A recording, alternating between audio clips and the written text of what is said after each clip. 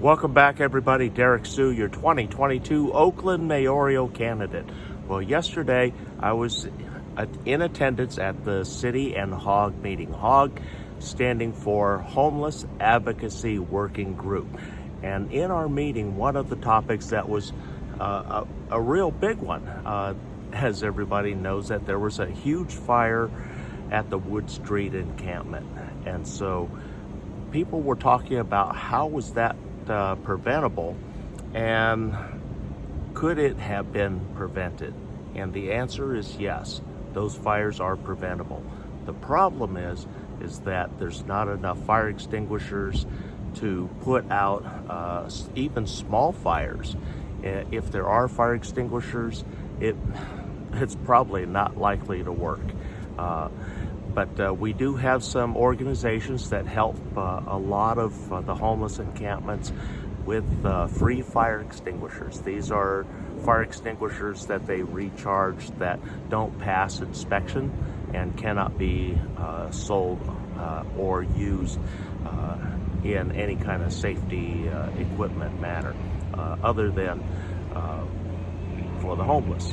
And then the other thing that works really well, which I have, it's called a water cannon. So I'll step back. This is a water cannon. This is 2 gallons of water. And so the problem that we have with a standard typical red fire extinguisher, 5-pound, 2-pound, even 10-pound fire extinguishers that are dry chemical, they're really good for a lot of across-the-board fires. And then there are limitations to what they can do too. And one of the limitations with this is that you don't want to use this on electrical fires, which in most homeless encampments isn't a real big deal. But the problem is gas and oil fires. This is a no-no.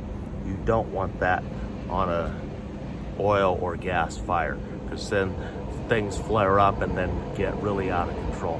But typically it's trash fires, and so we want water cannons, because here's the problem with dry chemical. And in my past experience using them here at the camp, they will suppress a fire to a smoldering point, but then the fire flares back up very quickly once wind starts blowing back into it. And so those dry chemical fire extinguishers aren't as effective. And so what I've been using is this water cannon behind me. And the water cannon is fabulous in the fact that the water continues to work and soak down into all the hot zone or hot spots of the material that was previously on fire. But again, you have to be able to use one of these, a fire extinguisher, early in the fire creation and extinguishing it very rapidly. Because once it gets to a certain point, it's a point of no return, and these aren't going to do you any good. But what I can say is that the upside to a water cannon is that they're very simple. And these are rechargeable in 10 minutes, whereas a dry chem fire extinguisher, it's one and done, and you got to go have it professionally serviced and recharged. And so these are incredible for a homeless encampment fire. And I've used this on many occasions, and several of the camp residents that used to live here have used this on occasions, and it's always suppressed the fire to a point where by the time the fire department comes out here, if they come out, there's not a whole lot for them to do. The fire's already pretty much out, and then it's just probably knocking down the embers and spreading things out to make sure you don't have anything smoldering underneath. And we had that occasion where just 2 weeks ago, we had an arsonist set fire to portion of our camp. In fact, it engulfed a trailer that somebody was living in, but no longer lives there. Fortunately, the person that was dwelling in that trailer has found housing. And so a lot of my PATH programs are helping to get people off the streets here in Oakland. And I'm not talking about just the Oakland programs, the Alameda County programs, and the state programs. I'm talking about private organizations have homes, apartments, and a lot of these cater to specific needs that goes beyond just homelessness. And so I was first introduced to one of the agencies that I work with back in 2012 when I was a domestic violence victim. Yes, I was a domestic violence victim. And it wasn't where I got beat up or anything. It was the other party had stolen one of my guns and then pointed it at me.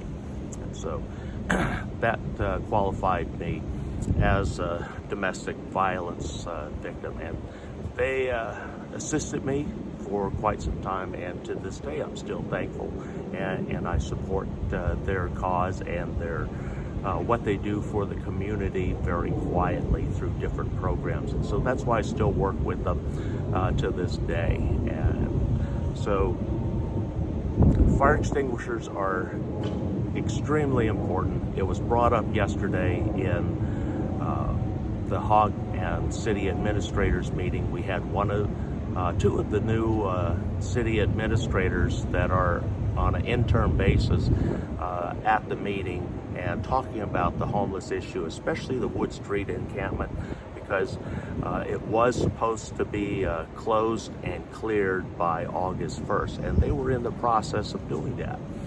And then a Superior Court judge issued a temporary restraining order on the city and Caltrans and all the agencies because one element, and Caltrans thought they were exempt from that, but now this judge said, no, this is a federal ruling, and it's called Martin v. Boise.